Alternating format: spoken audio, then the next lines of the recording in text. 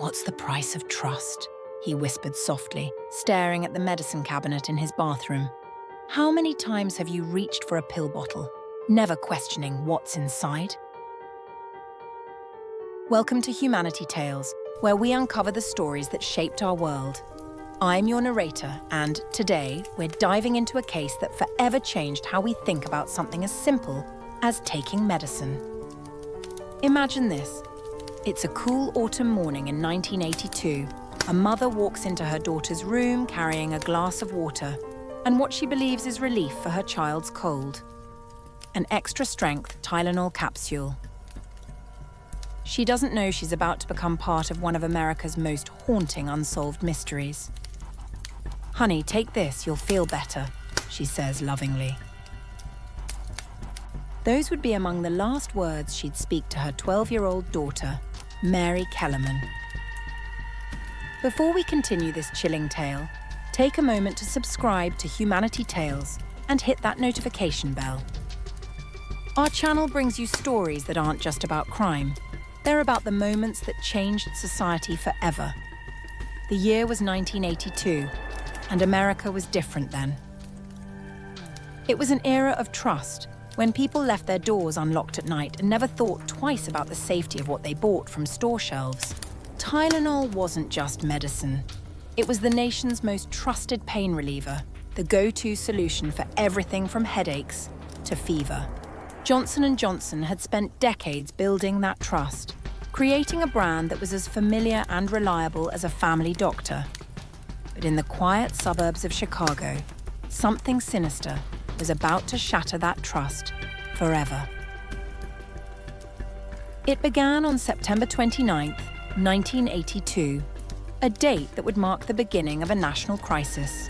Mary Kellerman woke up that morning with nothing more than a runny nose and sore throat, the kind of minor cold that any 12-year-old might catch in early autumn. Just take one capsule, her parents thought. It'll help you feel better before school. Within hours, Mary collapsed. By the time paramedics arrived, it was already too late. Her parents watched in horror as medical teams tried desperately to save their daughter, but the poison had already done its work. But Mary's tragic death was just the beginning of a nightmare that would unfold across Chicago's suburbs. That same morning, Adam Janus, a 27-year-old postal worker in Arlington Heights, felt a mild headache coming on. Like millions of Americans before him, he reached for the Tylenol in his medicine cabinet. By early afternoon, he too would be dead. What happened next would demonstrate the cruel irony of this killer's method. As family members gathered at Adam's house to mourn his unexpected death, his brother Stanley and sister-in-law Teresa both developed headaches from the stress of their grief. In a tragic twist of fate, they reached for the very same bottle of Tylenol that had killed Adam. Within hours, they too would be gone. As emergency rooms across Chicago began reporting similar mysterious deaths, a terrifying pattern emerged. The victims seemed random. Different ages, different neighborhoods, different walks of life. But they all had one thing in common. They had all taken extra-strength Tylenol shortly before their deaths. Two local firefighters, Philip Capitelli and Richard Keyworth, were the first to make the connection. They had responded to several of these emergencies, and something about the Tylenol bottles caught their attention. Their observation would crack the case wide open, revealing a crime so shocking it would forever change how we package and protect our medicines. As investigators would soon discover, someone had carefully and methodically planted death on store shelves across Chicago. They had taken bottles of extra-strength Tylenol, laced the capsules with lethal amounts of cyanide, and returned them to stores, creating a deadly lottery where any customer could draw the fatal ticket. The death toll would eventually reach 7, but the impact of these murders would affect millions. This wasn't just a crime. It was an attack on the very foundation of consumer trust, and it would force America to confront a frightening question. How do we protect ourselves from an invisible killer who turns medicine into poison? If you're finding this story as compelling as it is chilling, make sure to give this video A thumbs up and share it with others who appreciate learning about the events that shaped our modern world. Code 6. We need all units for immediate response. The police radio crackled with urgency across Chicago. Clear the stores. Every bottle. Every shelf. This is not a drill. As dawn broke on September 30th, 1982, Chicago was waking up to a nightmare. Local news stations interrupted regular programming with an unprecedented warning. Do not take Tylenol. We repeat, do not take Tylenol products of any kind. The scene that unfolded in Chicago that day was like something from a disaster movie. Police cars, sirens wailing, raced through suburban streets with loudspeakers blaring warnings. Officers went door to door in some neighborhoods, while firefighters and paramedics rushed to check on elderly residents who might not have heard the news. Inside the Chicago Police Department, investigators were piecing together a horrifying puzzle. Detective Philip O'Connor, examining one of the recovered Tylenol bottles, made a chilling discovery. "The capsules," he whispered to his colleague. "They've been perfectly reassembled. This wasn't random.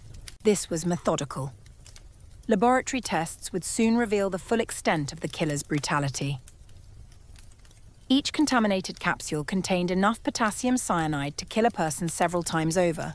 The poison was so concentrated that victims had little chance of survival once they swallowed the capsules.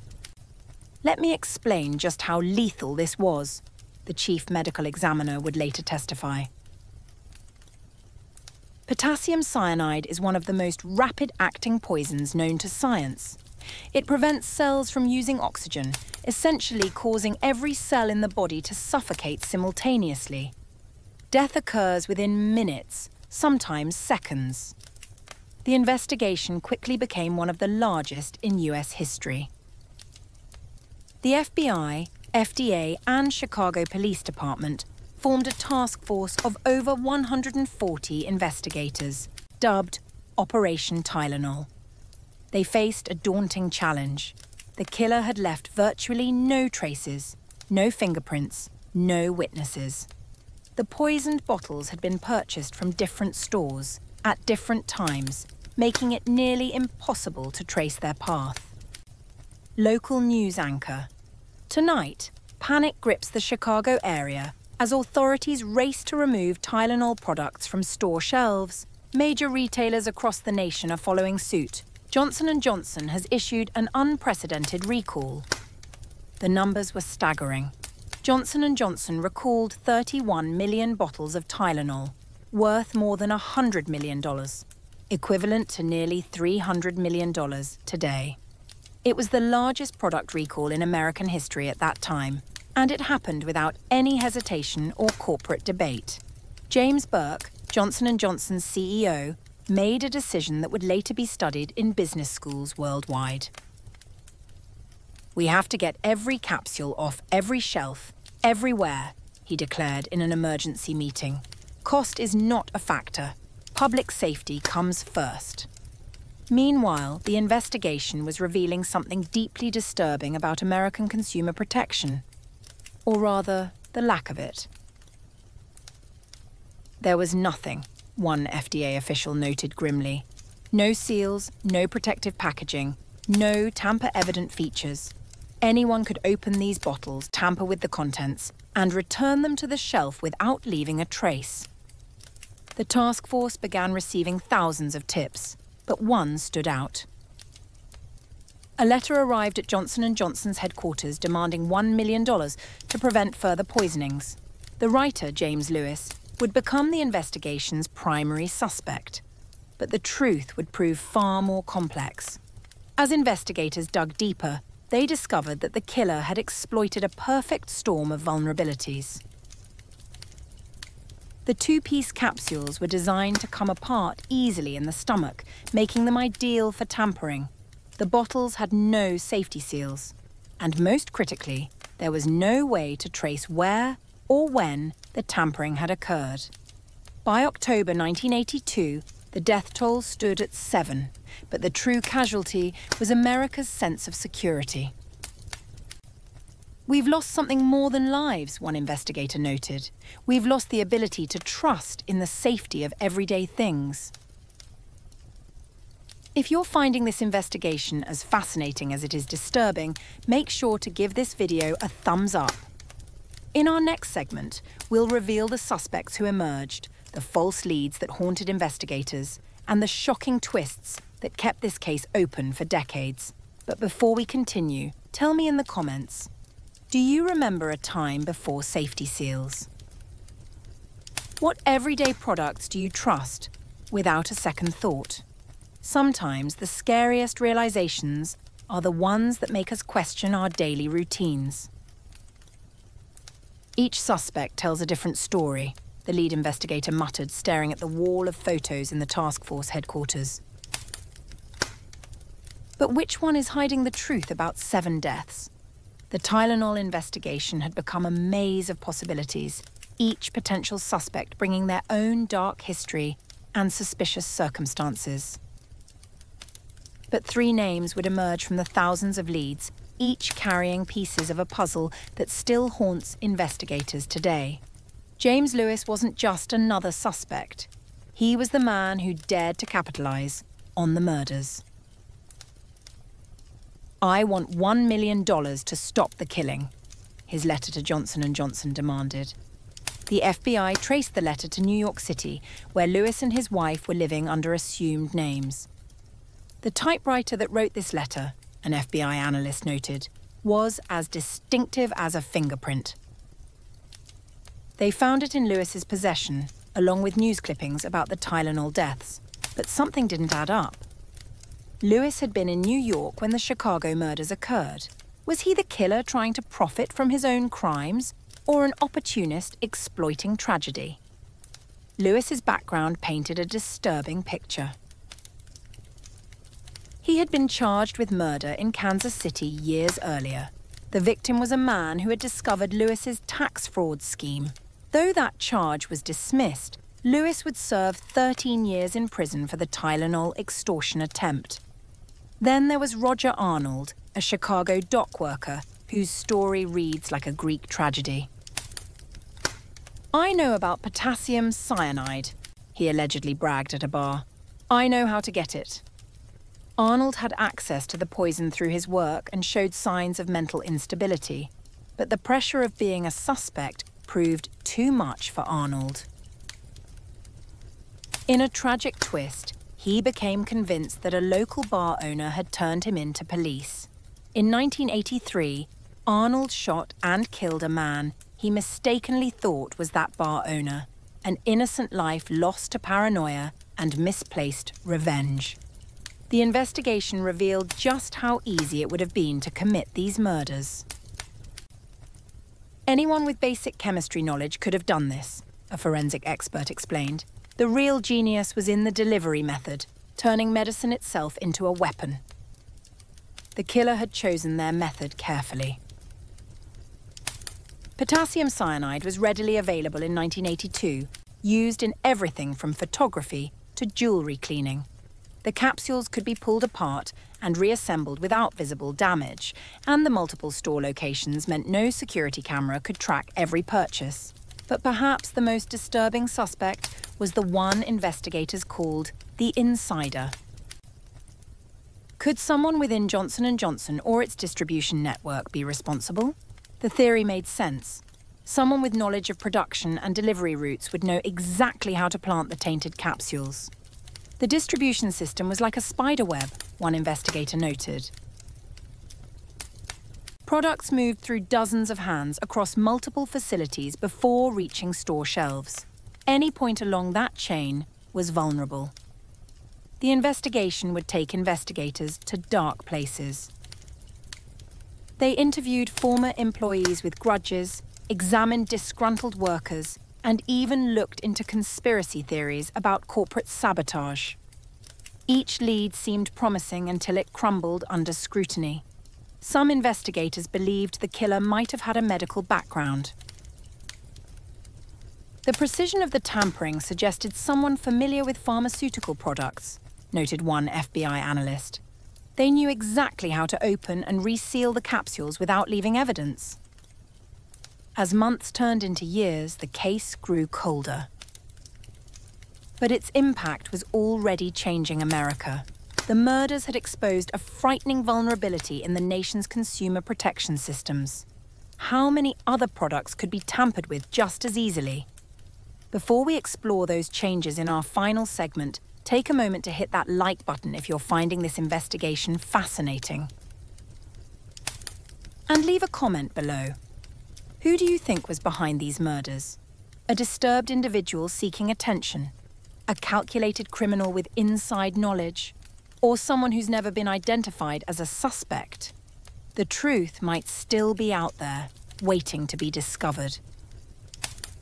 And as we'll see in our final segment, while the killer may have escaped justice, their actions would ironically make America a safer place for everyone.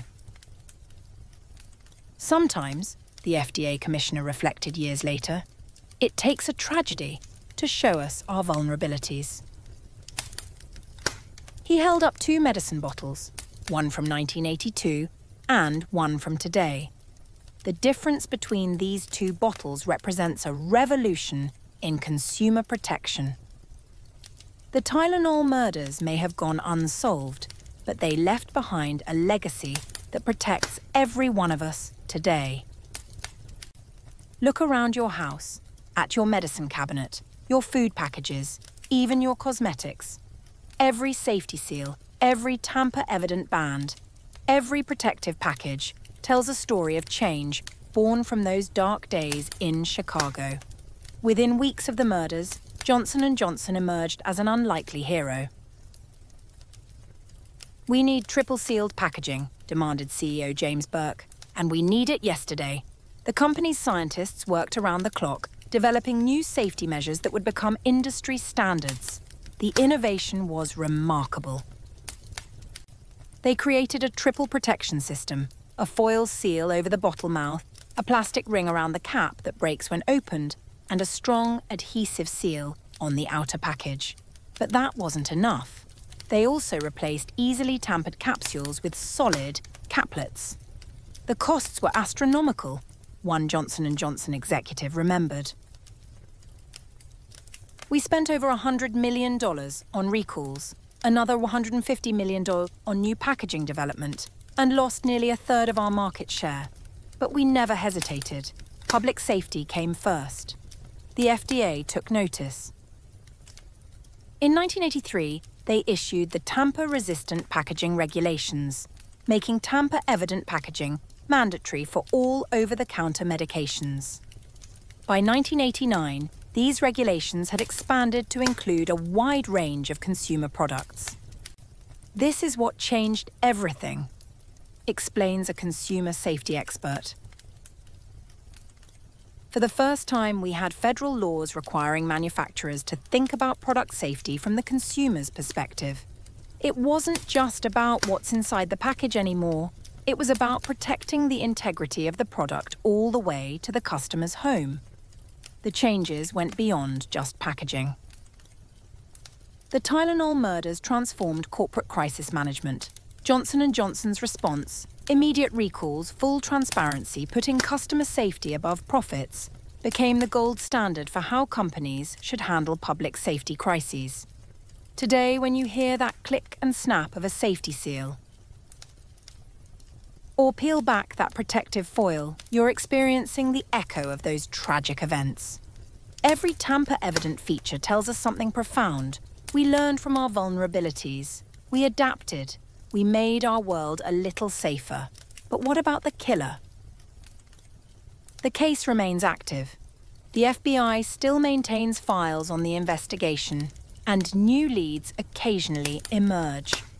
Advanced forensic techniques, unimaginable in 1982, offer hope that one day this case might be solved. "We never close a case like this," says a current FBI investigator. Somewhere out there, someone knows something. And with today's technology, even the smallest piece of evidence could crack this case wide open. The Tylenol murders remind us of something essential about human nature. While one person's actions showed us humanity at its worst, calculated, cruel, indifferent to human life, the response showed us humanity at its best, innovative, caring, determined to protect others. Before we end this story, take a moment to appreciate how far we've come. Every safety seal you break is a small victory, a reminder that sometimes society can take its darkest moments and turn them into positive change. If you found this story enlightening, please give it a thumbs up and share it with others.